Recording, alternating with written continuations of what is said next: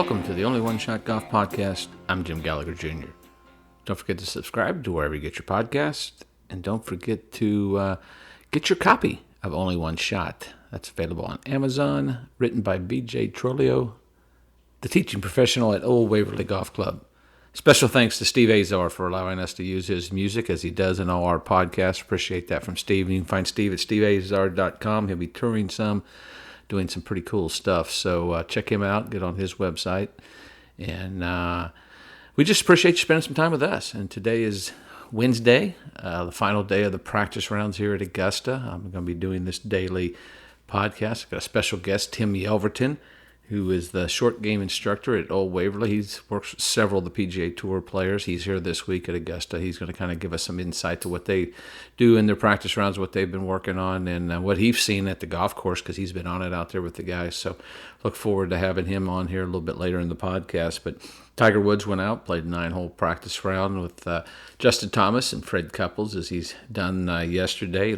Everything looks good physically. A little bit of a limp, maybe more today than we've seen, but when you think about what he's gone through, it's amazing he's even here. So I think it's just an adjustment. I think we're supposed to get maybe you get about an inch of rain yesterday. Maybe they'll have some drier conditions than maybe we expected, as long as we don't get too much rain through the night. But golf course is going to change. It changed today, Wednesday, compared to where it was Monday and Tuesday morning, because no one got to play Tuesday afternoon. Everything was shut down at 11 o'clock when the storms came through, and fortunately no damage or anything to Augusta National. But looking forward to just as the week gets going. I think Thursday's forecast calling for some wind out of the west with maybe 15, 20.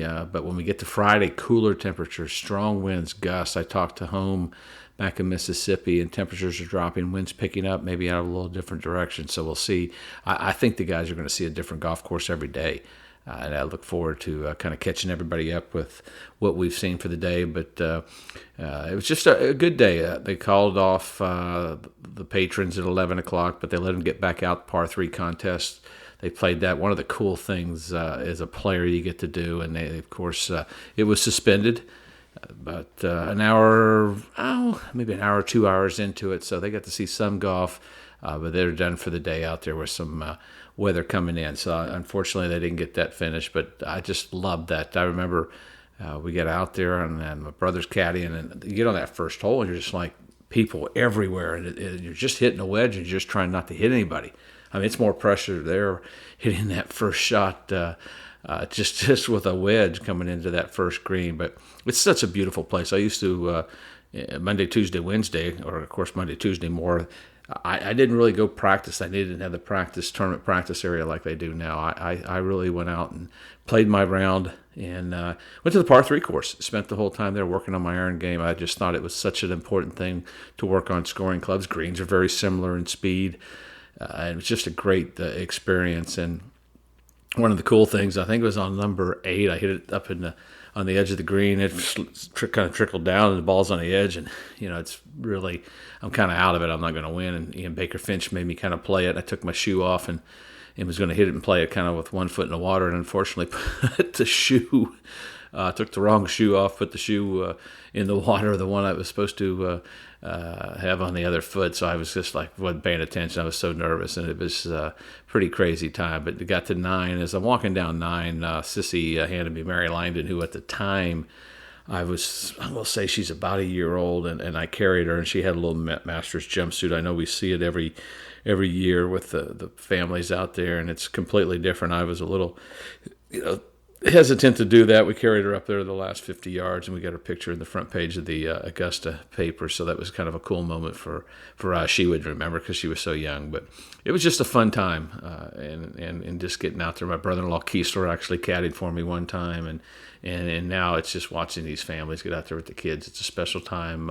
It's kind of relaxed, but you can see the players even from this morning showing a little more seriousness in their face, their eyes, and they're ready to go. Now, the first 2 days, everything's course, everybody's happy, but that tension, that anxiety kind of kicks in, and the seriousness of what's happening and coming through in the players' minds are going to show as the day goes on. And for the guys that have to play late, you've got all this time to kind of sit back, reflect, and let things, unfortunately, kind of go through your mind. But that's the beauty of having your family there and enjoying that kind of decompress and kind of get away from it. But I think back to Tiger Woods, and we've talked about him, and I know people get tired of talking about Tiger Woods, but yeah, he's going to have about 24 hours to recover. He was done at 11 o'clock. He went back to his room, and he tees off at his house. He's staying at, and I think he tees off at 10:40 tomorrow, so he'll have right at 24 hours to heal. Similar situation whenever he comes out for Friday, between Thursday's round and Friday. So it's great to have him out. We'll see what happens. I was asked the question, do you think Tiger Woods can win? And I don't know that he can win. I think an accomplishment is just being here one. Making the cut would be phenomenal. I know that's a low bar for Tiger, but just to think about what he's gone through to see him out here, it's amazing. And I'm going to be interested to see how the fatigue kicks in, how he gets around for 4 days, especially on a wet golf course, and if it cools off. I think those are things to look at. So we'll look forward to seeing how he does and the rest of the competitors. But we'll take a little break, and in a moment, we're going to get Tim Yelverton on the line and hear from him.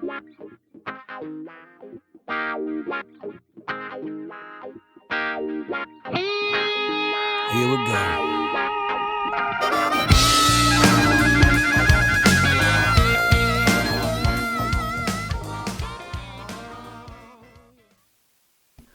Well, I appreciate Mr. Tim Yelverton spending a little time with us. Tim, you've been out at Augusta National all week, and I appreciate you spending a little time with us. Absolutely, Jim. Thanks for having me, my man. You've worked with several of the players, PGA Tour players. The golf courses, we'll talk about that in a minute, just how much it's changed. But when did you get here? And, let's say Monday's really the first official practice round.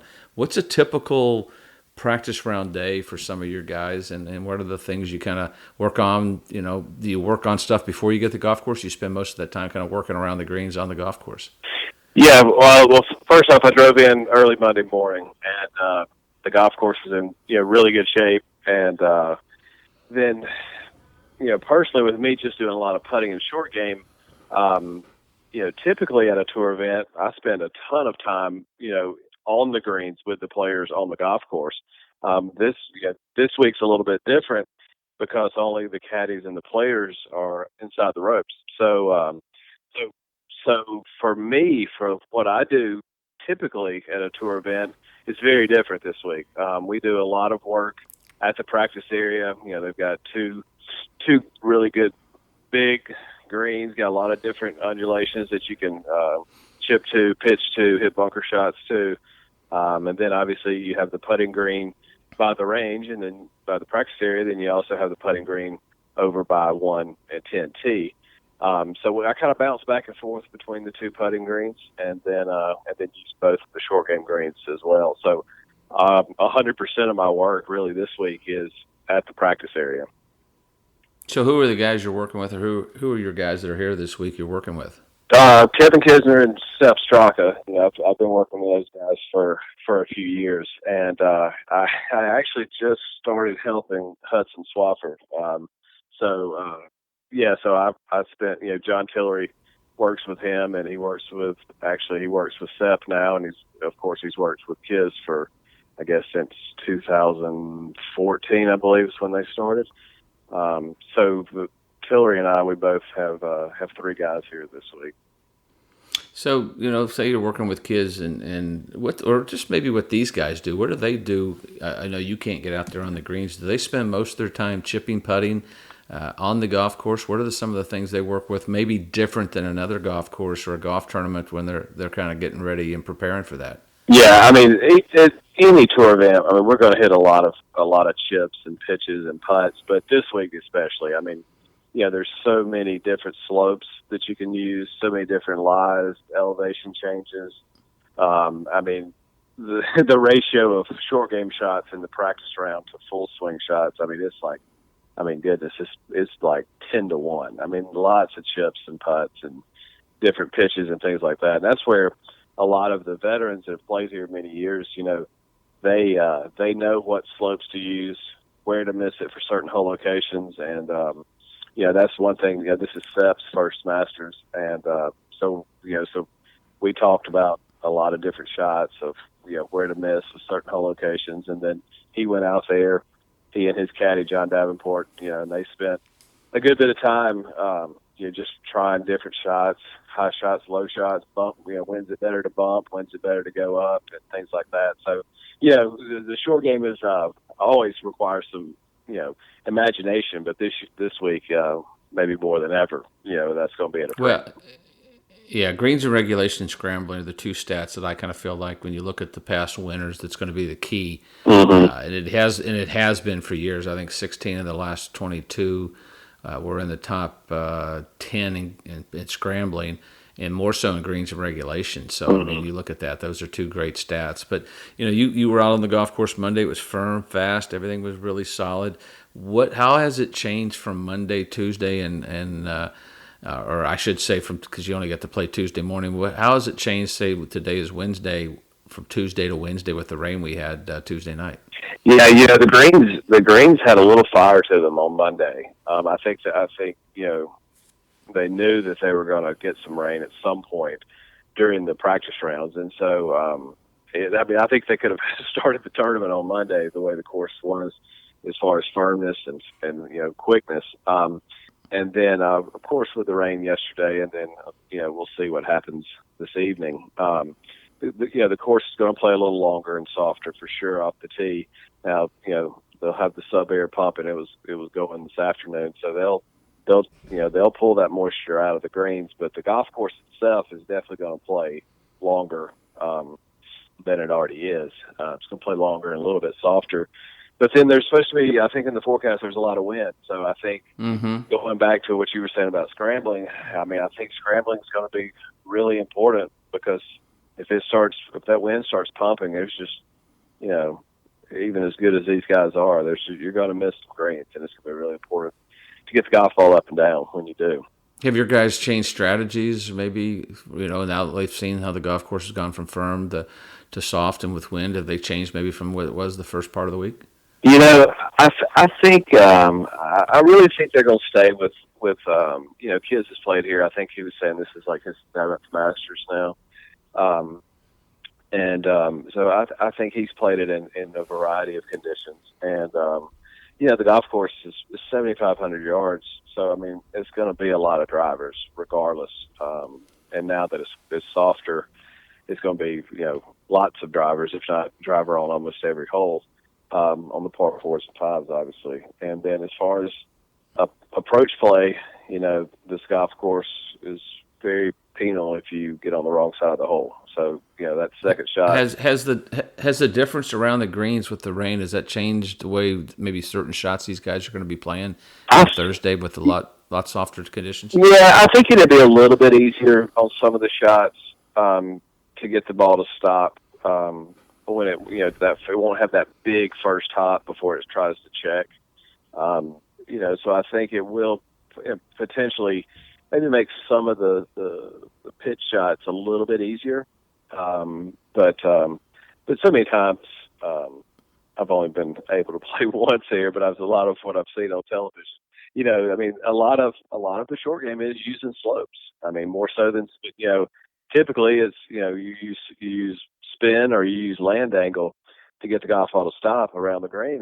And at this course, one of the cool things about it is you can use slopes and bring chip it way past and bring it back. And like number 9's a good example. How far away sometimes you're actually aiming from the hole and then ends up right beside it. So it's a great golf course, obviously, and it's really cool to hit some of those shots around the green for sure. I made the comment on live from this morning that I don't know if there's anywhere you can practice before you get here to prepare for this golf course. It's so different than anywhere in the world.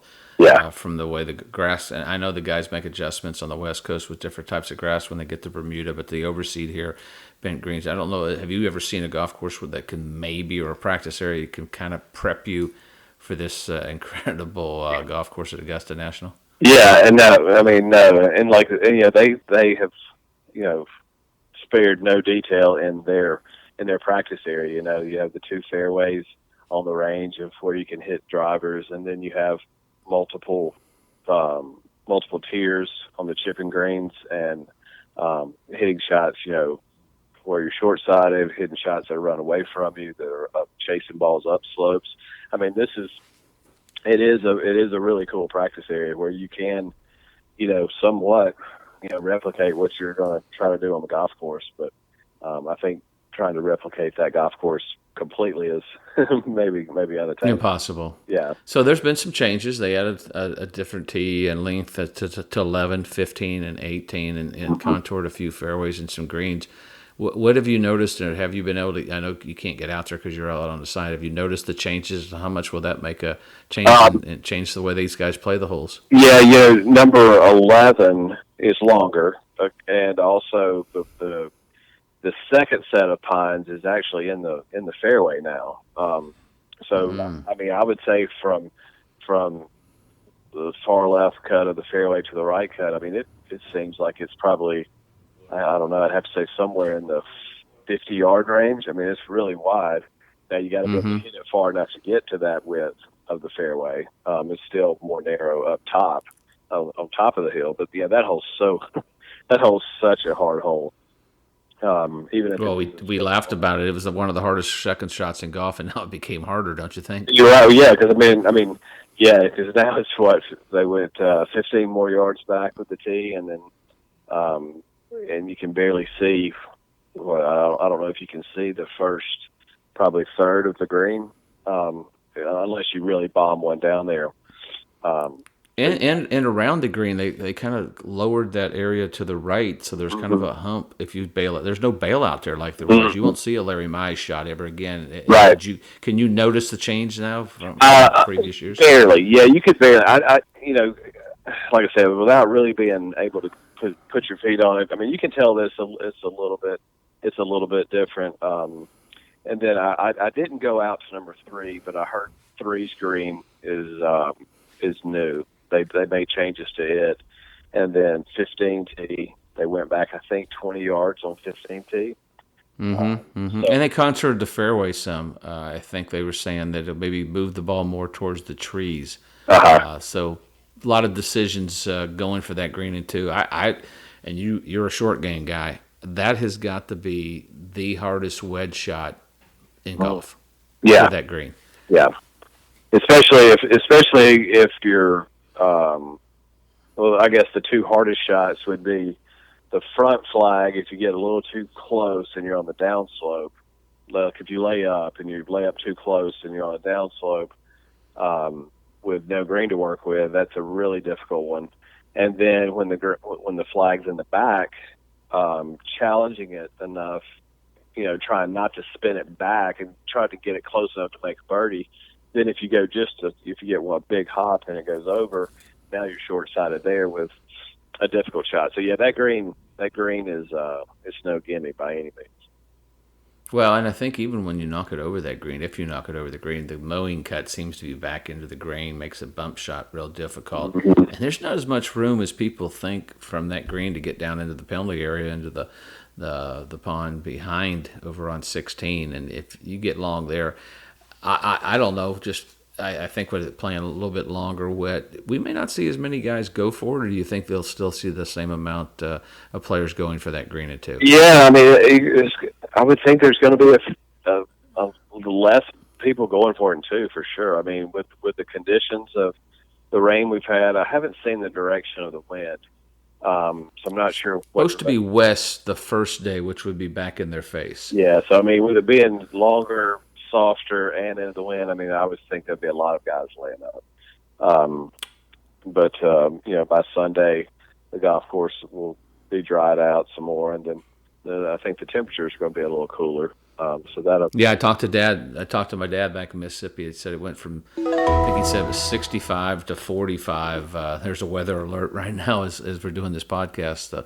But yeah, he said it's dropping and coming out of the north, which will really change things here as well. I think the crosswinds here are as tough as anything, probably more so than just the end for pros. And you do a lot of the short game, and you've played, and you're top, really good player. Into the wind, downwind does not bother the pros as much as the crosswinds. And here, when you get a crosswind, you can't feel it. That makes it tricky and difficult around this golf course. Yeah, I mean, on those golf shots, I mean, there's just so important. Because part of it just plays mind games with you almost. We saw how difficult the win was at the Players. A few weeks ago, and it's just so hard to commit to a golf shot when and the wind's blowing 15 when you're over it, and then you hit it at gust to 25, or it lays down, and but at the end of the day, you've got to just commit to it, go all in, and hit the shot. And that's all you can do. And from there, once that ball's in there, you've done your part, and just hopefully the wind will just be constant while the golf ball's in the air, for sure. I think that's the key word, constant. The sudden gust, that's what gets you every single time. I think that's the difficult for these guys. But you're going to stay around for a couple of days, or at least through tomorrow, through Thursday. You go out in the morning with them and spend a little time, and you head back. How do you guys? How's it look for Kiz and Straka? How are they playing? Do they look like they're pretty? Yeah, they look good. I mean, they really do. I'm always optimistic about the guys I work with, but they both had a really good Florida swing. Sepp won the Honda, finished top 10 at the Players. Kiz finished fourth at the Players, and then runner up in Austin. So they're both in good form right now, and so I'm real happy with where they are, and both of them are rolling the ball really well, and the short games are in good shape. So so I'm looking forward to tomorrow. But they both play early, so everyone tees off in the morning tomorrow. So we'll get everyone warmed up and go watch a little golf and hopefully see a few birdies. What's been the big difference for Sepp? He's been close, and all of a sudden he win a Honda, win at PGA Nationals, phenomenal. What's been the big turnaround? What's the big improvement for him? Well, specifically what we worked on. I mean, he was I think when I met Sepp, he was always known for driving the ball well and being a good iron player. I would say maybe a streaky putter, and then his short game was probably the weakest part of his game. And then his chipping and his pitching specifically, and so he's worked really hard on that, and he's gotten so much better around the green.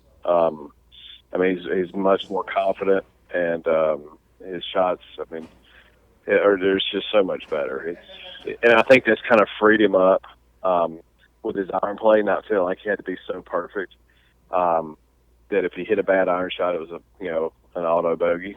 So I think that's helped some. There's no doubt that Tillery's helped him kind of refine a couple things and polish a couple things there. And then the putting, his good putting's always been good. But I think now we have just a nice structured plan that he does. I said this before. It's like when I first came out with you and was and watching some guys on the tour, I just noticed, the first thing I noticed was how I saw all the good players doing the same thing every day. And now he has. And what was that? Well, everybody had their one or two, maybe three drills that they did. Not everybody did the same drill, but they had their drills. And now Sepp has his plan. And so he's just a little bit more structured. When he goes out onto the putting green, he knows what he's going to do that day, and he checks the boxes, and he goes about his business, and then comes back tomorrow and does the same thing. And I think that's, the whole thing about golf is like predictability, right? So if we know how the ball is going to react, then it's much easier to get committed, like we were talking about earlier. And so he's just so much more consistent now. So I don't know that I've helped his great putting days, but I like to feel like, I've kind of helped him be more consistent. Yeah, exactly. What do you and Tillery tell someone like Sepp? Kiz knows what to do. He's been around, as you said, I think it's the seventh. And I mentioned Monday, Tuesday, everybody's kind of relaxed, happy to see everybody. And then Wednesday, things start puckering up and tightening up, and it gets a little more serious. And what do you tell him to get through the night? What will you tell him in the morning when he gets out there before he goes? Yeah, and he played some practice rounds with Kiz. So, that he helped him there as far as, saying typically when the flag's here, play here, things like that. But then at the end of the day, we all grew up watching the Masters. So there's always that factor in there. But all that being said, he's good at just focusing on the task at hand, and I think that's what we have to do anytime we're playing golf, but especially in higher, quote unquote, higher, more important situations. It's just like, okay, what's my task? What am I trying to do right here? And a golf course like Augusta National, if you get too far ahead of yourself, or kind of stay in the past too much, also, it'll bite you. So just, I know it's cliche, but literally, we're just trying to execute one shot at a time. And if you get in trouble, if you get out of play, get back in play, and one bad hole is not gonna end the day or the tournament, because there will be a few birdie chances out there for sure. The scores at Augusta have gotten much higher than they used to be. But that being said, he's really, his strength is fairways and greens, and this is a great golf course for that. Absolutely, and the one thing I always tell kids, and I think I said it again on the show today, you can only control what you can control. That's right. I think that's the key to everything. But I appreciate you spending some time with us. I know you're a busy man. Tell Mr. Tillery we said hello, and we'll get you back on again. But appreciate you being part of this today's diary from Wednesday's practice round, and have some fun out there tomorrow. Be safe going home. All right, I will do it, Jim. Good talking with you, and hope to see you soon, my man.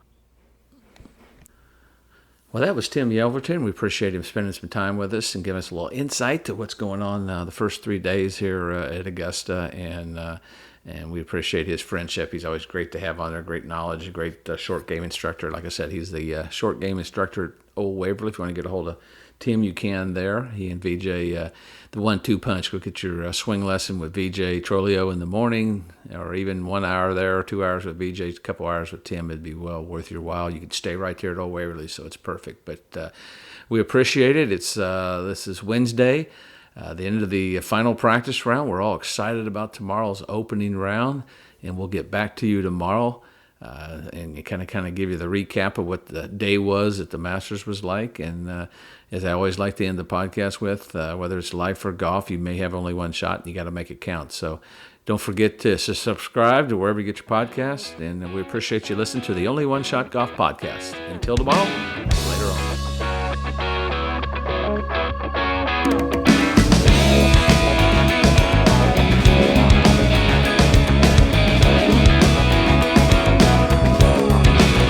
Driving this 75 Cadillac, I've got the top roll.